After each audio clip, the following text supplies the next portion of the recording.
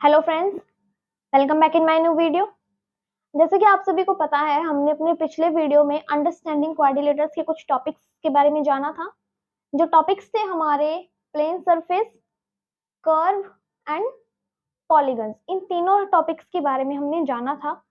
अब जो हमारी वीडियो है उसमें हम diagonal, sum of interior angle and sum of exterior angle के बारे में जानेंगे कि ये तीनों क्या होते हैं। डायगोनल्स यानी विकर्ण। ओके, डायगोनल्स को एक डेफिनेशन की हेल्प से देखते हैं कि क्या होते हैं। A diagonal is a line that connect two opposite vertex of a polygon but not at same edges।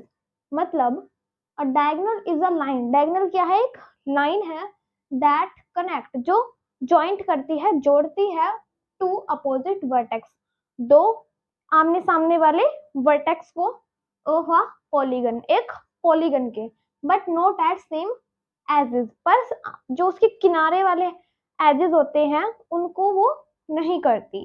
क्या नहीं करती? लाइन ड्रॉ नहीं होती उस पे। ओके, तो एक एग्जांपल की हेल्प से हम इसे देखते हैं कि डायगोनल्स क्या होते हैं। सबसे पहले हमने जो न्यू वर्ड पढ़ा वो था अपोजिट वर्टेक्स। ये हमारा क्या है? वर्टेक्स है। ओके, वर्टेक्स यानी कोने।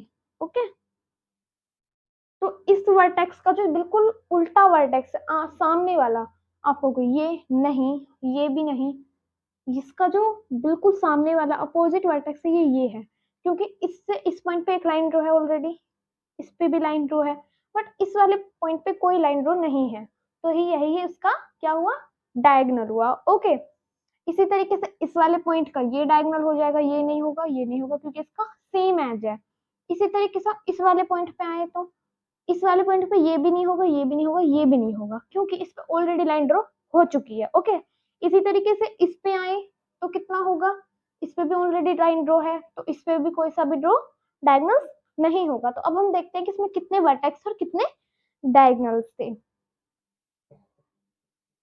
वर्टेक्स कोने होते हैं तो उन्हें काउंट करते हैं 1 2 3 एंड 4, तो हमारे 4 वर्टेक्स थे।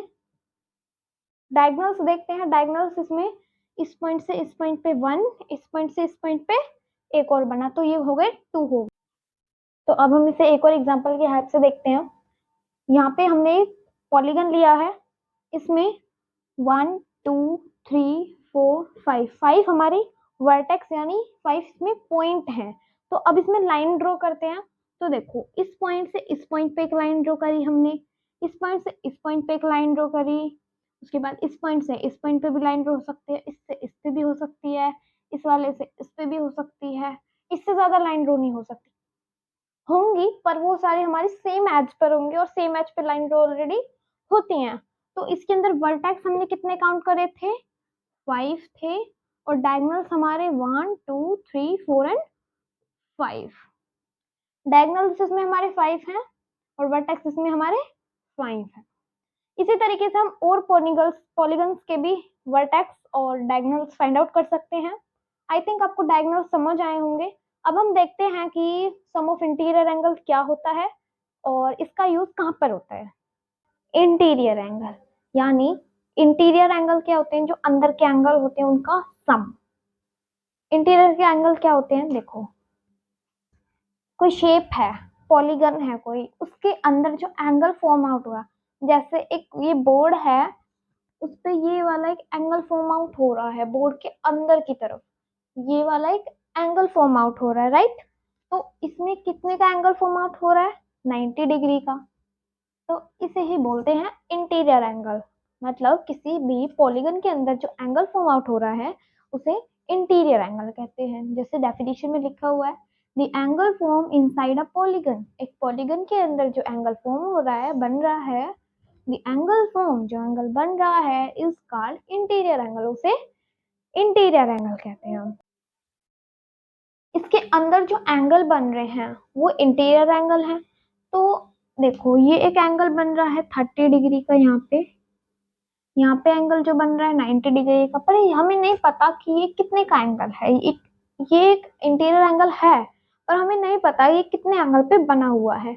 तो इसी चीज को पता करने के लिए हम सम ऑफ इंटीरियर एंगल को देखते हैं, ताकि हमें पता चले कि इनका जो टोटल है वो कितना है। अब टोटल नंबर से इसकी वैल्यू फाइंड करने का क्या रिलेशन, देखो तो मैं कहती हूँ अगर इन तीनों को जोड़ने पे 180 आता है, एग्जाम्पल 90 प्लस 30 प्लस एक्स को जोड़ेंगे तो हमें 180 मिलता है। यहाँ पे एक इक्वेशन फॉर्म हो गई है, राइट। तो 90 plus 30 is 120 plus X is equal to 180। I am right. इसी तरीके से अब क्या होगा, x इधर रह जाएगा, 180 माइनस इधर पॉजिटिव इधर आके negative is 120। So we get x is equal to 60 degree. तो हमें कितने का एंगल मिला, ये 60 डिग्री का एंगल मिला। पर हम श्योर नहीं है कि इसका जो अंदर के जो एंगल है वो 180 ही रहेगा, मतलब कि इनका जो सम है इंटीरियर एंगल का वो 180 ही रहेगा या कुछ और भी हो सकता है। तो उसी को पता करने के लिए हम यूज करते हैं एंगल सम प्रॉपर्टी। क्या यूज करते हैं, एंगल सम प्रॉपर्टी। ये क्या प्रॉपर्टी होती है, n minus two into 180। N का मीनिंग यहाँ पे होता है, एन का मीनिंग होता है नंबर ऑफ लाइन, कि कितनी नंबर ऑफ लाइन है इसमें। तो देखो 1 2 एंड 3, कितनी नंबर ऑफ लाइन है 3। तो अब इसे में वैल्यू पुट करते हैं, नंबर ऑफ लाइन कितनी है 3 माइनस टू इंटू 180।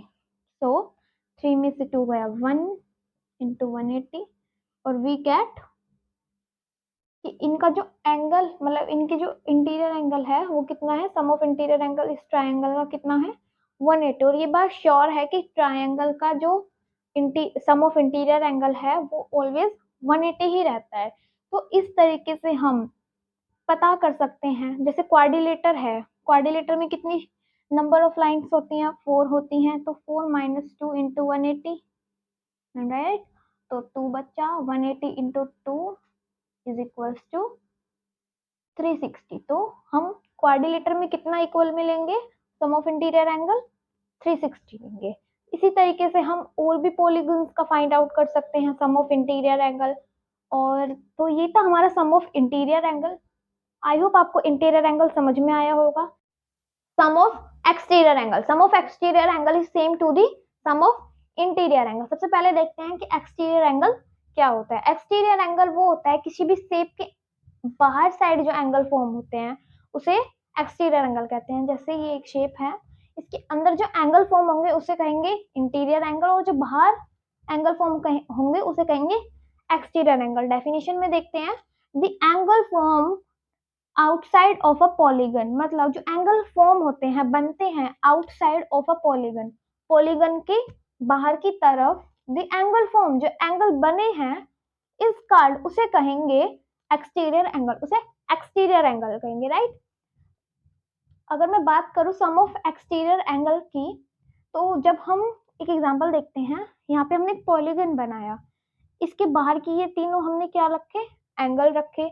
इनका अगर हम सम निकालेंगे तो वो ऑलवेज 180 आएगा। और ये सभी पॉलीगन के अंदर होता है, मतलब सभी पॉलीगन का अगर हम सम करेंगे, कोई भी एक पॉलीगन हम ले लेते हैं और उसका आउटसाइड का सम करेंगे तो हमें ऑलवेज 180 ही फाउंड होगा। तो हमने यहाँ पे एक ट्रायंगल ले लिया है, अगर मैं इन तीनों को ज्वाइंट करूंगी तो हमें 180 फाउंड होगा, राइट। तो इन्हें ऐड करके देख लेते हैं। सबसे पहले 90 प्लस 30 प्लस 60, सो 9 और 3 is 12 is equals to 180 degree. इसी तरीके से अगर हमें पता करना हो कि इस टाइप से, तो हमें क्वेश्चन गिवन नहीं होते, हमें क्वेश्चन गिवन तब होते हैं जब उसमें कोई एक साइड हमें गिवन नहीं होती है। तो उसके लिए हम क्या करते हैं, सम ऑफ एक्सटीरियर एंगल यूज करते हैं। तो क्या करेंगे, हम यहाँ पे एक साइड को हम यहाँ पे इरेज कर देंगे, जैसे हम यहाँ पे 60 को मिटा देते हैं। तो इस टाइप से यहाँ पे x गिवन होगा और हमें फाइंड करना है कि x की वैल्यू क्या है। तो हम इसमें क्या करेंगे, सम ऑफ एक्सटीरियर एंगल की प्रॉपर्टी को यूज करेंगे। तो यहाँ पे मैं इसे सॉल्व करके दिखाती हूँ। तो सम ऑफ एक्सटीरियर एंगल इज,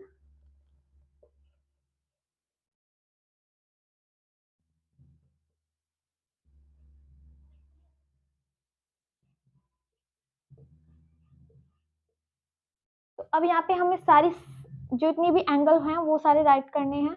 तो हमें जो जो एंगल गिवन है वो है 90 प्लस 30 प्लस में ये एंगल हमें नहीं पता, राइट?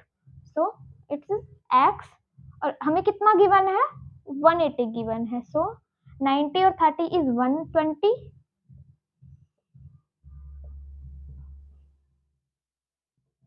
अब हम क्या करेंगे, यहाँ पे x कर लेंगे, 120 इधर आके माइनस हो जाएगा,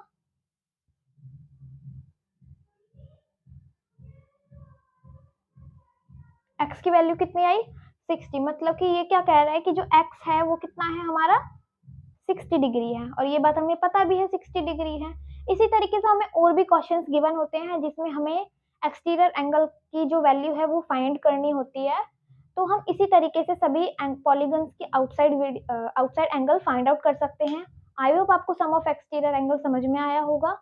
अगर आपको मेरा आज का वीडियो पसंद आया तो please like, share and subscribe. Thanks for watching.